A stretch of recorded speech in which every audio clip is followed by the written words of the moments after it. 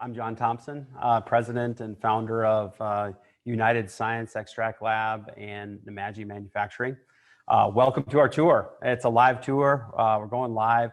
Some of the items that we're going to be covering today, basically all from grinding all the way through distillation. I don't know if we're not going to have enough time to cover like post-processing from basically broad spectrum all the way into formulations, but I'll touch on them along the way. Really glad you're here. Thanks for joining us.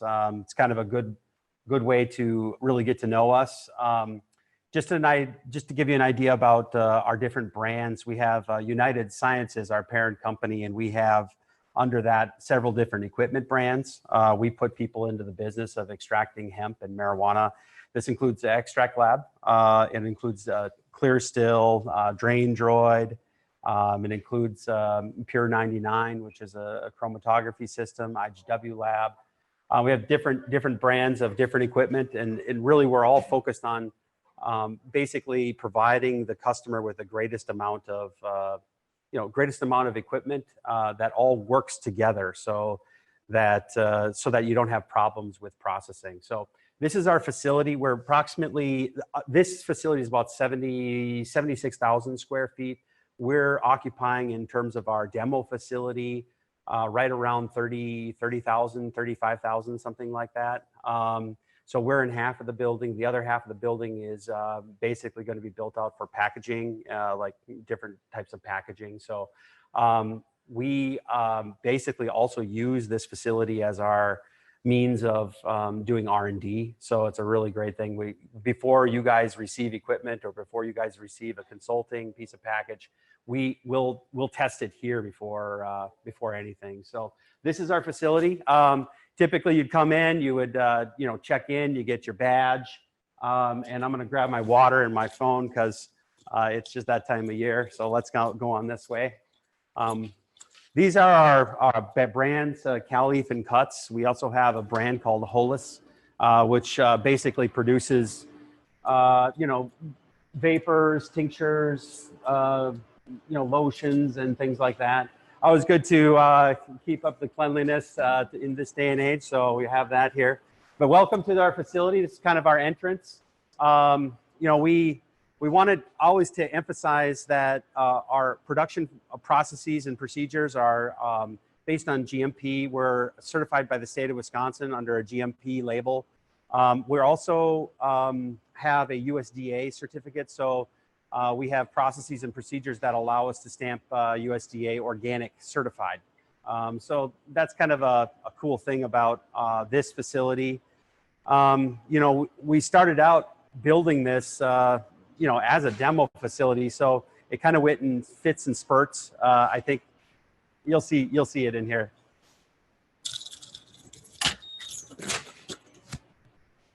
Come on in. So this is basically the entrance. We just follow most of the GMP requirements for PPE. And we do that specifically to keep hazardous contamination, cross-contamination from room to room. We don't have material corridors here, nor do we have personnel corridors here. So that's maybe a little bit different than some of you guys are used to. We just have a main material corridor and we keep it nice and clean. So come on this way. I'm not going to go into a lot of the packaging, but that room is just filled up with packaging. We have a tincture fill line in there. We have a vapor fill line in there, labeling lines in there. And so just before we get started, 30 seconds, I want to poll you guys. Who are you guys? Are you guys farmers, growers, producers, investors, chemists, scientists? Give you a little bit of background here on me. I am a PhD analytical chemist. We've built facilities all over the world, basically for customers, got them up and running, commissioned them, done training on them. So that's kind of what we do.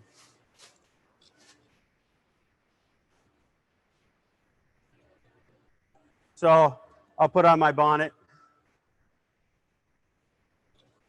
They even give me my own coat. So we don't wear booties here, which is really nice. So what we're going to do is walk through the process from the beginning to the end. And in order to do that, I need to walk through our entire facility and then go to the receiving side. We'll show you how receiving happens. Then we'll go to some grinding, and we'll show you our decarb processes that we use occasionally. And then I'll show you some of the equipment. So let's go do that. This way. One thing I like to stop, might as well do this right now.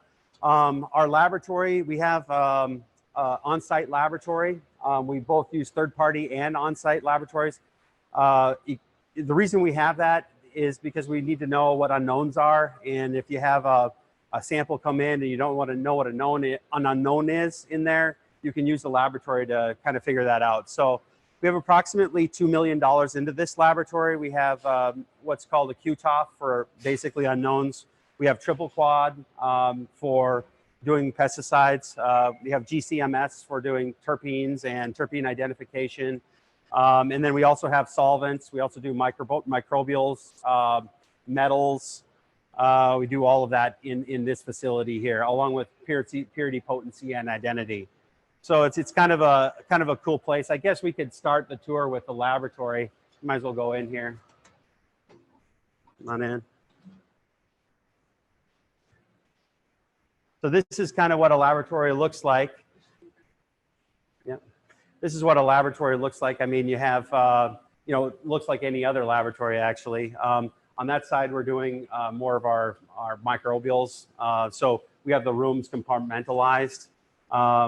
Purity, potency, identity, just some simple HPLCs.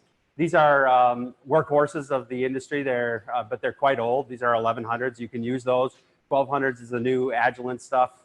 We also have some of that equipment up over here. So back there is a GCMS that's used for, basically for terpenes and identifying terpenes. And then we have a solvents analysis for identifying, what solvents are in there for residual solvents. So that would include like ethanol or any other solvent that we have. Pretty standard stuff here, flammables cabinet and so on and so forth.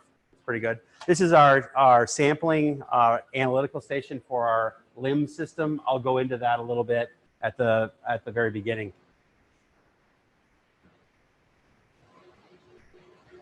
Sanitary, obviously, every room should have its sanitary, or every area should have its own sanitary. So that's something as you go through the rooms, you'll be able to see. Come on this way. We have formulations going on in here, some R&D, different formulations.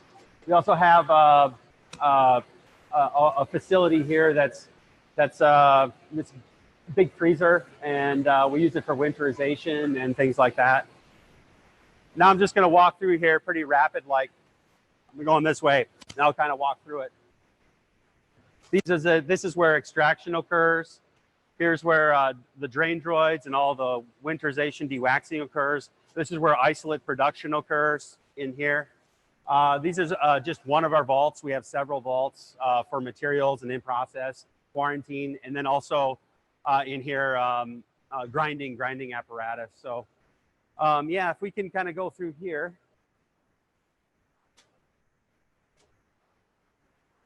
I'll show you where it really all begins, essentially. So you really have to start off on the right foot when it comes to receiving materials into your facility. You want to know, okay, first of all, what the weight of that material is.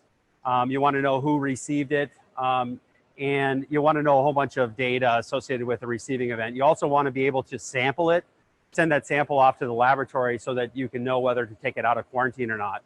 Now, the things that would take it out of quarantine would be, okay, it's okay on pesticides. Yeah, it doesn't have any solvents in it. We've received materials with solvents in it, believe it or not. Does it have the potency that the C of A that the farmer gave us had? Does it have that potency? So this is what we use for our receiving station. Really forms the basis of our quality station. It's called the IGW. I can give you an idea here what that looks like. You have basically you have a dashboard here. And then you can also select all the different processes. In this case, we're going to be doing a receiving process. I have to log in here every time I do a new process. That just shows that, hey, the data has integrity to it. And here I can show you basically starting a process. What's cool about it is that I can assign equipment to this. So anything that's in this,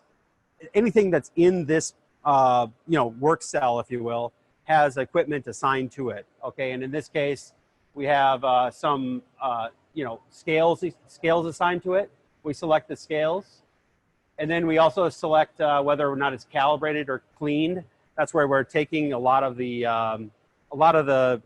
records that are associated with like cleaning and calibration and doing daily updates on them, and that's all goes into a database. So it's pretty nice along those lines. I'm going to just press next here. And it goes into basically a questionnaire that has to do with, okay, who's the manufacturer? What is the vendor lot number? What is the material? You can use this to, for example, receive standards, chemicals in, if you want to trace the lot of ethanol in. If you want to trace things like the lot of, obviously, like a bag of this stuff, which would be, hemp. Or if you have different types of trim or whatever. So it's kind of gives you, it's a full system. What's nice about tracking your solvents is, especially if you have things like expiration dates on your excipients, those are things that you need to track. And then different material forms, whether it's an ingredient or in process, who it's delivered by. I'll just go ahead and print that out there. What this species is. And whether or not it's organic. It's important that you have, if you're an organic facility, that you have be able to trace in separate streams with separate equipment, separate cleaning processes, your organic from your non-organic. So that's what that is. Also, there's a visual inspection tied to this step. The visual inspection is okay, is it free from foreign matter and debris? That's the key criteria. You can also put in notes in there. For example, if it fails a visual inspection, from this step, this receiving step, it automatically goes into quarantine. So that's pretty cool. We also have a list of documents, SOPs that are tied to this. And you can also select and upload certificates or C of A's certificates to that. I'll give you an example here. I mean, this is some sample here of some product that we would get in. You can see it's got some buds in it. It's got some sticks. This is a very typical sample. You can see some of this has been, it's got some fan leaf in there. These buds are pretty nice. They got, I think that this is like a 5 or 6% material, something along those lines. So what we would do is we would basically take this, and we put it on the scale. In this case, I'm gonna tear it like this, put it on here. So it's 17 pounds approximately. I'm gonna print that off, and the tear weight here. I have different container profiles. I add that in and I save it. Then it prints out this barcode here.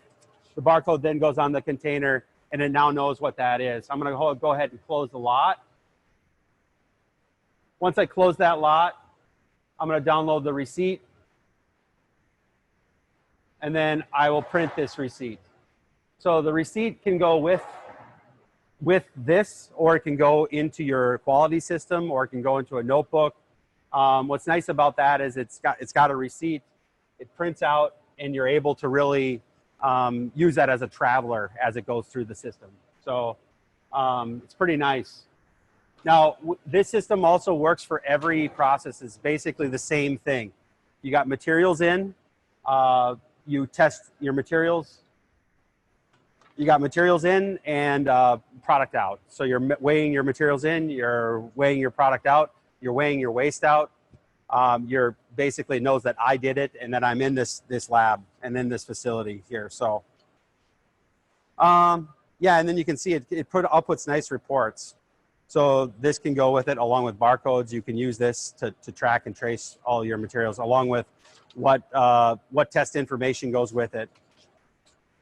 The other thing that you can do here with this is pretty nice. I'm not going to spend too much more time on it, but I did want to show you that it's possible to, for example, log the waste. If there was waste as you're sweeping everything up, you can print out a barcode. The waste will be attached to this lot, so it knows, hey, that's how much waste came from this lot.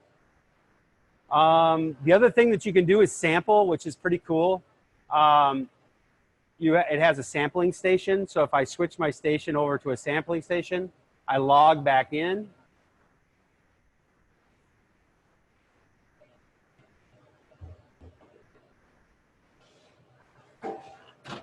This is typically a sample lot, and you can see these are all current processes that are pending. In other words, there's people who are waiting for their samples. What's nice about this, and I had mentioned this when I was in the laboratory information system, it's pretty nice because I'm able to really take a sample here. I'm able to tell the laboratory exactly which tests that I need. And it's also tied to this lot. So the results here are really attached to the batch record right from the beginning. So it's pretty cool. And I could go through this process real quick here. I'll show you what it looks like. I'll select some equipment. I'll select some actions here and tell you, okay, now it knows that I'm using this particular equipment. I'm going to scan a container. So I'm going to scan this container that I'm going to take it from. And then I'm going to take my sample, put some sample in there.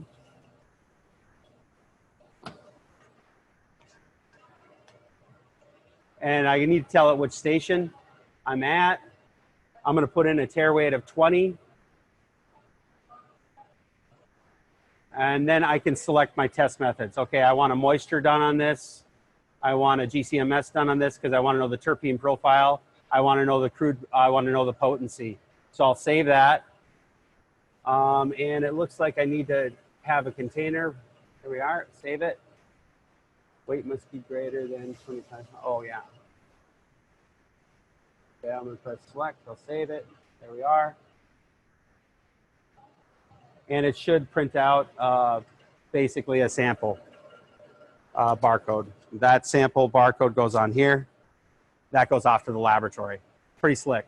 So once the laboratory gets this, they go ahead, they use their beeper, and they find out what the sample is, what the requirement is for, okay, who requested it, what they requested. Then they do the sample tests, and then they put it into the system so that it's all matched to the batch record. All right, so that's it. Hopefully that, are there any questions on the online? Okay, you guys are welcome to answer or ask questions, sorry, and we have people who are all ready to answer your questions. So go ahead and start up the chat. What was that? Yeah, hit the chat, okay.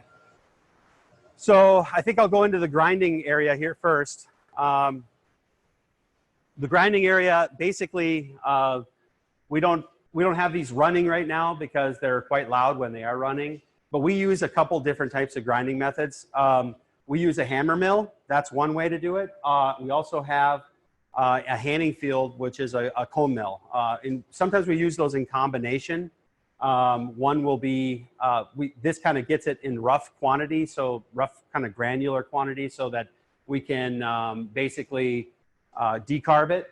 And then this kind of gets it down to a really fine powder so that it goes into extraction. You can keep the throughput up. The smaller the powder is, the better the extraction actually. So some people ask us, how big the powder needs to be. We typically say anywhere between 200 and 500 microns. So basically we're taking this stuff and we're bringing it into a nice powder. In the case of the hammer mill, it doesn't really get down to a very nice powder. So, and it typically has a large particle size distribution. So that's the reason why we use the cone mill grinder as a post-processing. And it's really quick, it's really fast. You can see we have it hooked up to a cyclone. The cyclone here basically sucks it right out of this room and into a cyclone on the other side. So it's all ready. It goes into one of these big bins. So these are typically the bins that we use for decarb material and for ground material. And we also do a lot of our dust processes in this room.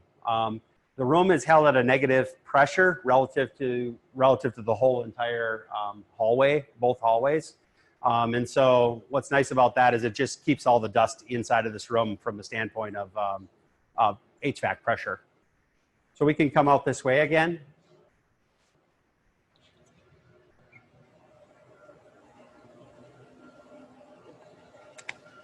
This is the cyclone that I was talking about.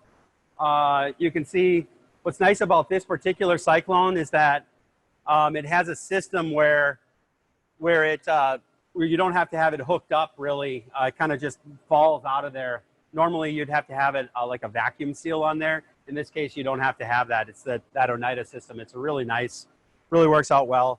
You can kind of see here's the kind of stuff that comes out of it. So you get a nice nice ground stuff like that, and that's all ready for basically decarb. And so that's basically grinding. Now what you saw in there is perfectly fine for a ton to ton and a half a day. You can really go through the material very quickly. You don't need to have. Oh yeah, no, we don't freeze the cannabis before the grind. You can do that, but certainly you don't have to do that. So what you see in there though is very typical for a 1 ton a day or 1.5 to 2 tons a day system. If you use the hammer mills, you can really do a lot of material. So you can see some of these grinder apparatuses, they're on conveyors, and they have a lot of they're just a huge apparatus. We haven't needed it because we can go through a ton in a very, very short time with just the equipment that you saw. And that's pretty inexpensive equipment. The handing field is more expensive because it's all stainless. So if you're worried about GMP, the handing field is a good option for you guys. If you're the hammer mill is also a really good option. You just need to have it in the stainless steel version to make it GMP. So yeah, that's it. If you grind it and you freeze it ahead of time, it's actually quite nice because it will break up into smaller particles. So we used to grind it with liquid nitrogen, and that would work great. I mean, you get really, really small particles. It was awesome. But when you're doing tons of that per day, you don't want to have to go through all of that, liquid nitrogen. So we don't do it anymore. Yeah. So this is a decarb machine here. Basically, this is kind of made up for larger amounts.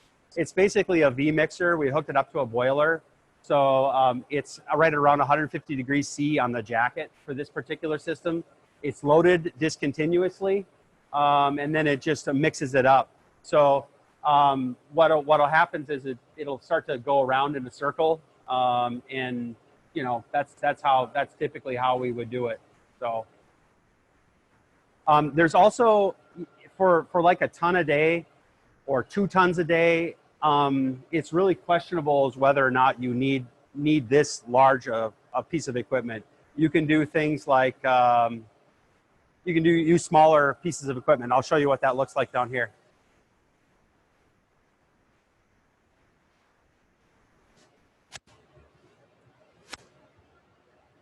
Okay, believe it or not, those 6 ovens right there are perfectly fine to do a ton a day.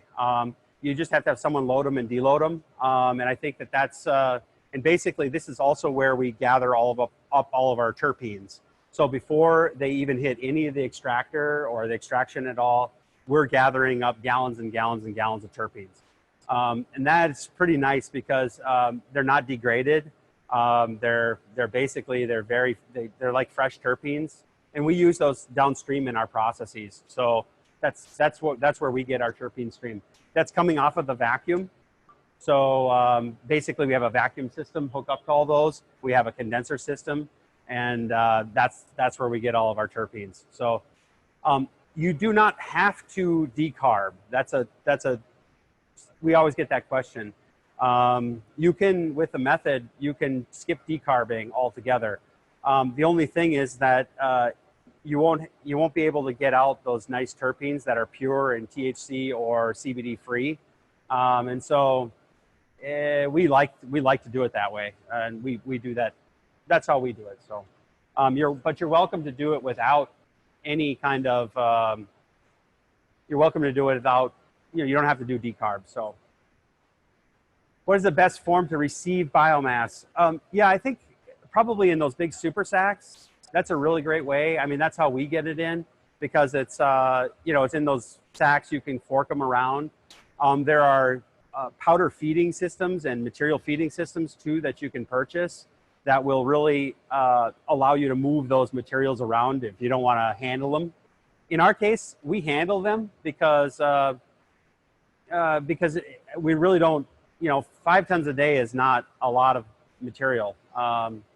So I would say that at the end of the day, we just handle them, and it's okay. If you wanted to eliminate all the labor associated with the handling, those material handling options are really great. So I would recommend them in that case.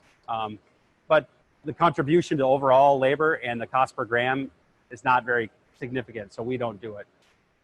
Let's go this way.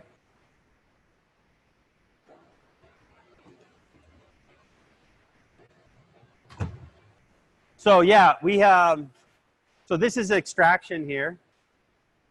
Yeah. All right, sounds good. So this is the extraction side right here. I want to kind of go up to the very end here and show you what's going on. Okay. All right.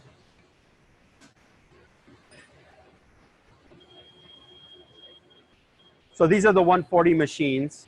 Essentially, we have kind of replaced the 140 machines, or we not really replaced them. We've added on a larger version of them called the 180. Basically, the throughput is double that of the 140. If you can kind of go right over here, and I'll show you what it looks like. So this line here does approximately like a ton a day. So you're always putting in more and more materials. You can see that the fluid here we have up on the top, that's where all of the CO2 is coming in. So we have a CO2 coming in, it comes in through the pump pumps it up, and then this is where we put in the materials. And we run these shotgun style, so while this one's running, this one's being prepped, and we go back and forth. Once the oils are dissolved, then they're put into these 3 vessels here. On our 180, and I'll show you what that looks like in just a little bit, the vessels are a lot larger, and we have 1 less vessel. So in this case, we have 3 vessels. Also, a couple features here on this machine. We have a recycler that's on the other side. We also have a barcode reader. That's for basically scanning into the system all the metadata. So you have a barcode. The barcode will tell you, okay, what lot it's from, what batch it's from. You can also scan yourself in. You can scan the equipment in, and that will all go into the batch record. So it's pretty convenient. You also have receipts for people who need to have paper track records. So any changes to methods, any changes to any of the pieces of equipment or metadata on here. And then also all the runs are basically printed out here one by one. What's awesome about this system is that it's basically totally method driven. So you can put any method you want in there. If you want to run decarb method, you can run a decarb method. If you want to run a, like a non-decarb method or a terpene method or a terpene pull, you can also do that. Also with this system, we have an optional ethanol, injector. We've done that from the day one. So since 2014, we've been doing that. Sometimes people like to add ethanol to their stream, and it'd be food grade ethanol, obviously, basically to make it either go faster as a co-solvent, or they use it in a cleaning method. So you can load up the cleaning method, turn on the ethanol pump, and basically it'll start cleaning itself. So a couple different things on maintenance. You need to maintain the machine. We have a maintenance scheduler right in here. What's nice about that is it'll remind you, and it has certain intervals. So if you set it up where it has a maintenance every month, you would go through the maintenance schedule. The operator has to press OK in order to make it run. So it's pretty nice on the maintenance side. There's also audio and visual alarms, so you can tell when your equipment is turned on and turned off. And that really makes it very convenient for someone who's doing like a ton a day. So typically one person will do a line. So we got this line right here. One person does 6 machines, and that's about a ton a day, and right around that. So we can kind of go over here. You ready? Or yeah? Okay. Yeah. Where is it? Right over here. Kind of just show you a little bit of an example of some of the materials that are coming out.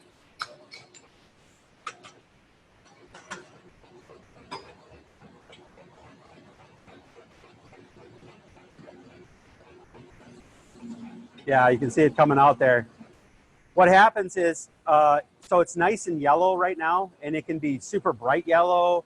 This is the first fraction, so it's slightly more amber than the other fractions. What's nice about that is, you know, you get that stuff out. It's more of a little bit of a waxy fraction. That's good enough, Tommy. Yeah, it's an idea of what it looks like. Also, the stuff smells really good. So I always like to smell it afterwards. It smells good. So anyway, that's how that looks. And then after a while, basically what will happen is, you know, the oxygen gets in there, reacts with the terpenes that are left in there, and it turns a little darker. So that's what that is. So that's what hemp extract looks like. I'm going to take you back here, show you a little bit more. This is how we load the equipment. So everything is pre-loaded into these bags, and we do that in the dusty room back there. So from the grinding room or from the decarb room, we added all of the materials into these bags right here. So then they can just flip. They can just basically be put in there. You want to show me how to do that? Okay, right here. All right.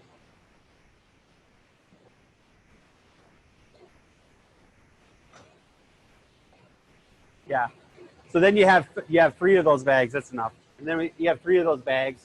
You put them in there one at a time. You take and you put this on. You want to show me how to do that?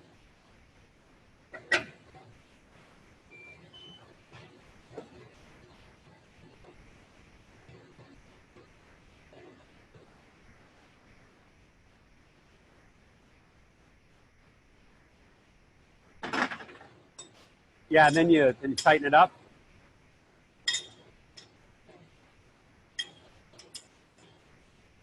You hook it up. There you go.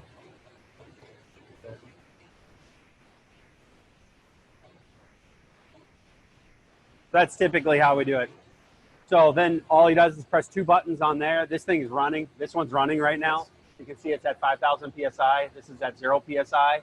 So this one's running, and basically to start it up, you just press one of the buttons, press the start button, and he's ready to go. So it's pretty sweet. Let's go down here. I'll show you a little bit more. Thanks, Tommy. Yeah. So you hear that pumping going on. That's basically money being made. Pretty good.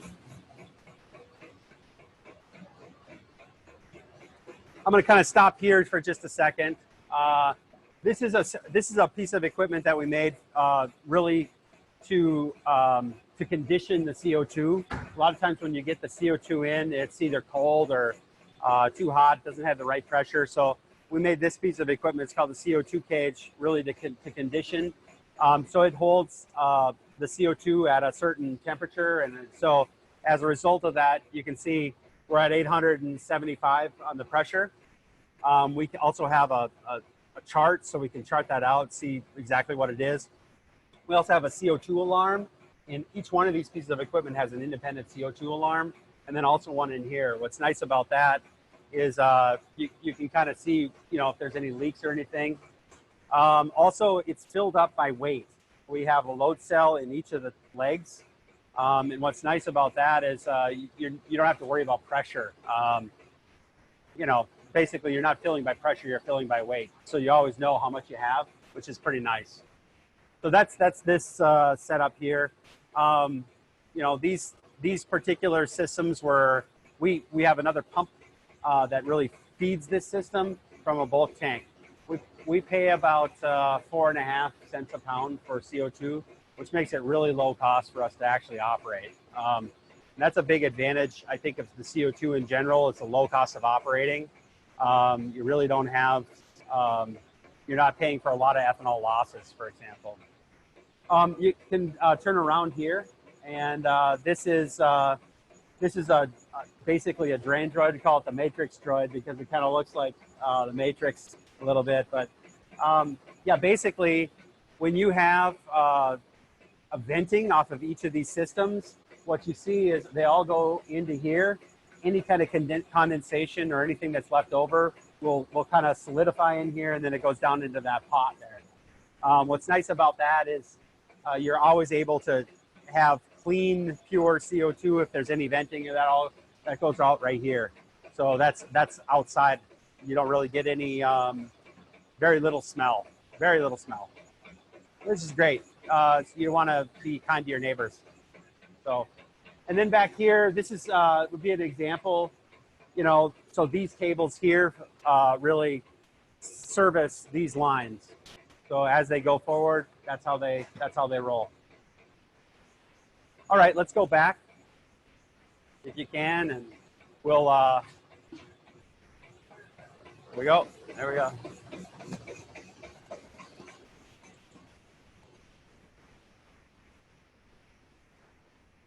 We'll leave these guys alone. You can see we have IGWs really placed throughout the facility. And each room has its own IGW, which is pretty nice because it's really the central location at which you know, all the data is taken for weight in, weight out, yield data, all your labor data is also in there. So it's pretty neat. This also is a room right here. It's a distillation room. We have basically, this is where we distill everything. You can kind of see in there. We're not going to actually go in there. I'm going to show you a couple things, but we use rotovaps and fractrons. So there's a couple different things that we do. Let's go on over here and I'll show you the rest of it, how we roll there. Before we get to that distillation though, I'd like to show you the drain droid room that we got going on here. So this is a room that basically we use to de-wax. So we got a bunch of drain droids there. What's nice about this room is it's all, basically there's no, we have it set up where all the vacuum and all of the air and everything is set up. So it's on the wall and it's not a lot of tubes. So you can kind of see what's going on over here. So he's basically, so when you winterize your fluids, you know, the stuff that comes out of the extractor has some waxes in it, and you want to get those waxes out. So typically what you do is you take food grade ethanol, you put food grade ethanol in there, then you stick it in the freezer, and essentially it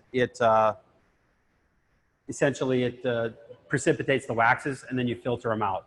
Now, there are a couple different ways to run your methods. You can also run subcritical methods.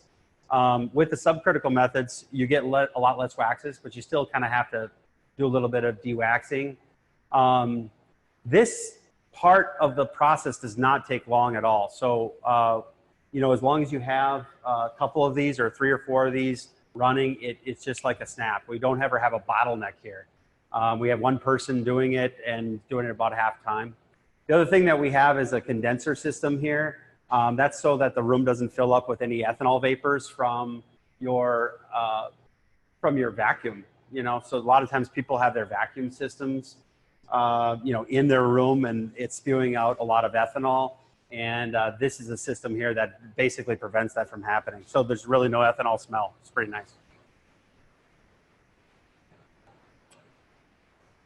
So I want to show you a couple other things here on our tour. I'm almost coming up on 45 minutes. This is a clear still. This is our new piece of equipment for distillation. I kind of wanted to bring you through it because it's really performing well. Let me tell you some of the features here that we have. We have an ultrasonic sensor here that basically tells you how much fluid is in there to be distilled. We have basic pumps here. This is a white film area. So we're taking dark fluids and making them into distillate. And then what's awesome about this particular system, it has two stills, one right after another. So you can do 2 passes all at the same time. What's also nice about the system is that this is where the roughing pump is. The roughing pump is basically a scroll pump, a dry scroll pump. So you don't have to do a lot of the maintenance items that you would with say an oil pump or pump that has oil.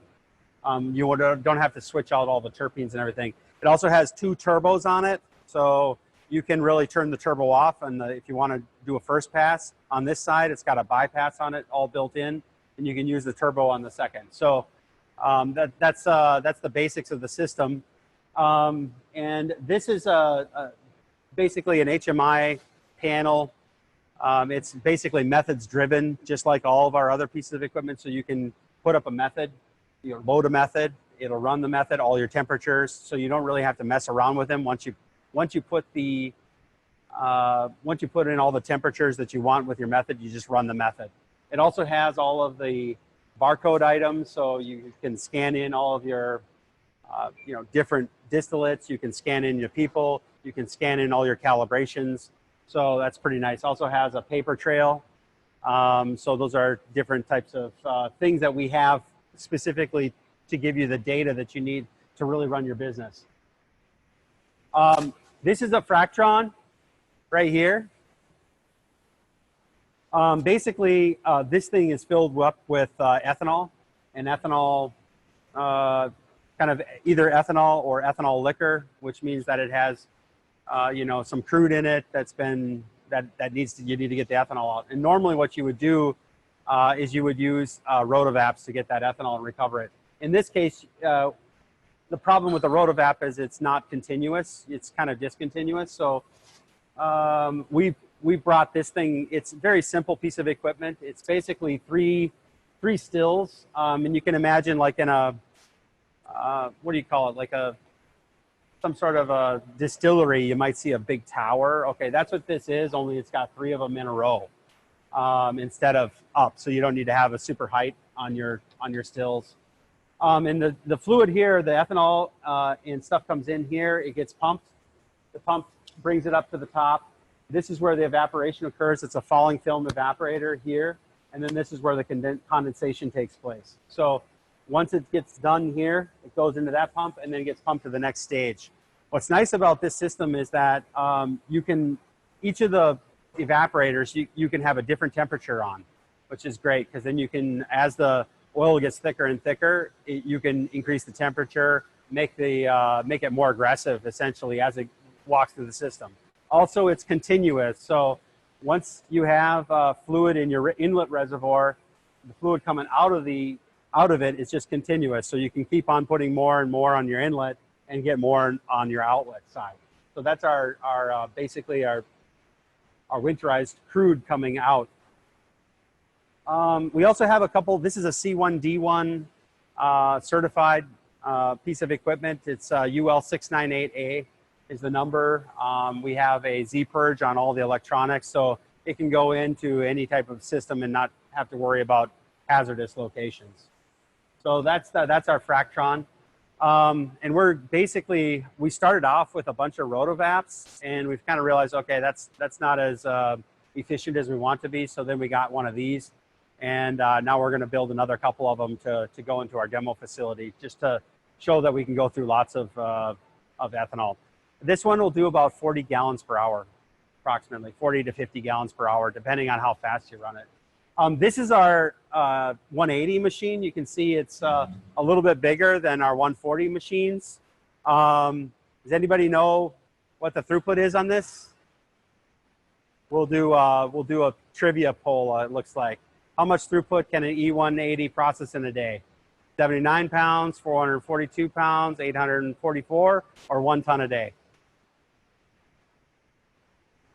So we'll let you guys guess on that one. Let's just say it's pretty high throughput. Okay. What's nice about this system is that it doesn't have the same issues that a lot of the early CO2 systems had with pumps. Pumps always tend to be the main problem associated with maintenance. And we're using these called Lua pumps. They're really great. They are very low maintenance. And so I wouldn't worry about maintenance on your pumps. You're probably going to have to look at it, basically maintain the pumps one time per year. That's not a lot. We have 2 HMI panels on this particular piece of equipment. This is, again, the runtime panel. So this is where you would load up all your methods. You would monitor things. This is just a panel that's used to understand what all of the different pressures are. And we also have larger collectors. So you can go longer and longer and longer without having to switch out and dump your collectors. So, and then we also have on the other side of that a recycling system. So that's the way we roll there. We decided to go to 2 basically because we ended up, when you're in high throughput mode, usually you don't fractionate. With the 140, it does have the ability to fractionate into 3 different fractions. So the other thing that we changed on this machine relative to the 140 machine is we went away from a lot of the dial gauges, basically because we wanted to have a good sweeping flow through the system. So we decided to do with digital gauges instead. So that's basically what we have here. So, okay, 52% is 1 ton a day, 40% says 844. All right, the 844 is the right answer. So, yeah, so it's a pretty serious system. You can run it, you can run it on shifts that are, a lot of people, it's very tough to run 3 shifts. So I recommend you run, start off, crawl, walk, run. If you're going to start up with a facility, you want to make sure that you really have everybody trained to really make your double shifts go. So start off with 1 shift, start off with, maybe 1 or 2 140s, get all your processes together, all your documentation together. And of course that we will help you do that along with all the training and everything to get you up and running. We put a lot of people into the business. We have people who go around, that's all they do is train and install. So, and commission facilities. We put in to business people with small systems, just doing like 100 pounds a day, all the way up to 5 tons a day. So the 5 tons a day, you're probably gonna need to do some work on engineering and things like that, but that's why we're here, to help you guys through that process. So if there's any more questions, we're ready to sign off here.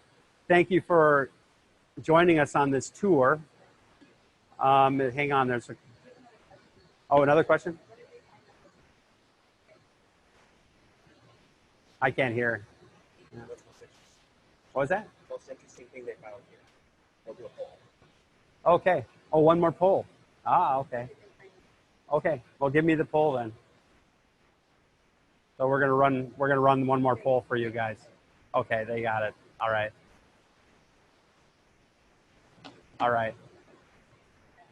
I'm looking at my crew here. They're great. They're awesome.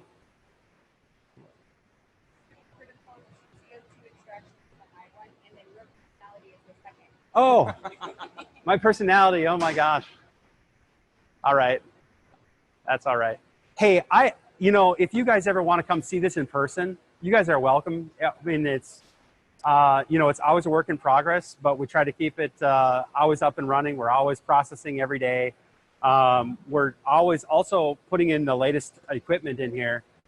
You'll find that ExtraktLAB people are in here all the time, basically tuning up their processes. We're working a lot on right now on basically different materials for separations. So that's kind of cool. That's a lot of fun. So, yeah. CO2 extraction versus ethanol? Oh, okay. Yeah, I can kind of do a couple different points on that. Okay, so there's no?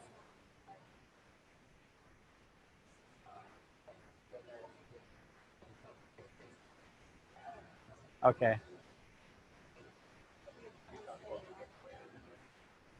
I can't hear anything, yeah. So I think, oh yeah. Okay, the giveaway announcement. Okay. So I think what these guys are talking to me about is there's a swag bag and there's a bunch of giveaway stuff. So we're going to draw one of those names, I think. Yeah. And everybody that's on right now is going to also get something. So yeah, I can't read lips. I'm just not very good at it. So. Oh, and a lanyard and a bottle opener. Okay, we're gonna get that for you guys. Sounds good. I can also, since you guys are. Oh, Mike Stoder. Okay, Mike. Congratulations, Mike. Yeah, you're gonna get the swag bag. That's pretty awesome. Okay, sounds really good. I guess I could. I want to basically go through a couple things relative to ethanol versus CO2. The main thing there, everybody wants to know what the differences are. The main thing really is chemical contamination, cross-contamination. In my view, a lot of people use denatured ethanol. Those denaturants always end up in the end extract. You can see them all. And of course, the equipment that we have in our laboratory, of course, we do see them all. So if you're using any kind of ethanol with a denaturant, we'd encourage you to just not use that as a smokable product or an ingestible product. The other thing would be, if you do use ethanol, you should be using food-grade ethanol. I know that in some jurisdictions, it's actually against the law not to use food-grade ethanol, and I think that that's probably a pretty good idea. So CO2 doesn't have any of those residuals, so that's one of the main benefits of CO2. But the other big benefit is the low cost of the CO2 itself. We're buying it at, just dirt cheap, 4.5 cents a pound. So the operating costs are really low. Our calculations and basically our own operation here that has done a bunch of ethanol, we're looking at approximately 5 to 10x less per gram to process with CO2. So that's the kind of thing that you need to be thinking about. How do you define a process, a day or 24 hours? Okay, so you can define that. We'll work with you to figure that out. It's in terms of what you need for your, what you have for labor, how many shifts you guys want to run. But typically, throughputs, we always calculate them on a 24-hour time period. And you're welcome to talk with us about that. We recommend that you, again, crawl, walk, run with your facility. So when you start out, you're not going to be running 3 shifts. You're going to be running like 1 shift. You're going to master 1 shift, then you're going to take another week or 2 weeks, and then put on another shift. So it'll be a crawl, walk, run, and we're here for you through that whole entire process. Oh yeah, one other thing here. I guess we can kind of take a look at this. I didn't get to show you this because I forgot, but this is what the clear still does. It takes this dark, this is like winterized oil, and it brings it to this nice clear stuff. And you can see that some of it you can see like crystals starting to form in there. I don't know if you can see that, but basically the crystals are because you've elevated it above 80%, so it's over 80% potent, and it starts to crystallize out. So that's pretty cool.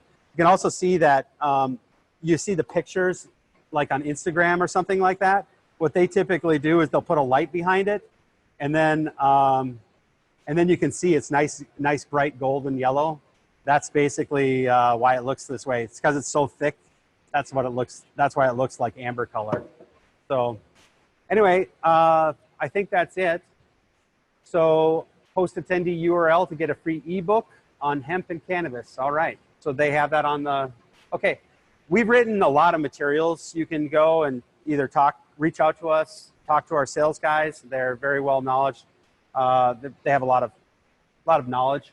And also we have an ebooks. We got lots of ebooks. We got a hemp processing guide ebook. And we also have some white papers written on ethanol and ethanol extraction. So with that, I would thank you for joining us, and please come and see us. We're happy to have you around. Yeah, so take care and have a good day.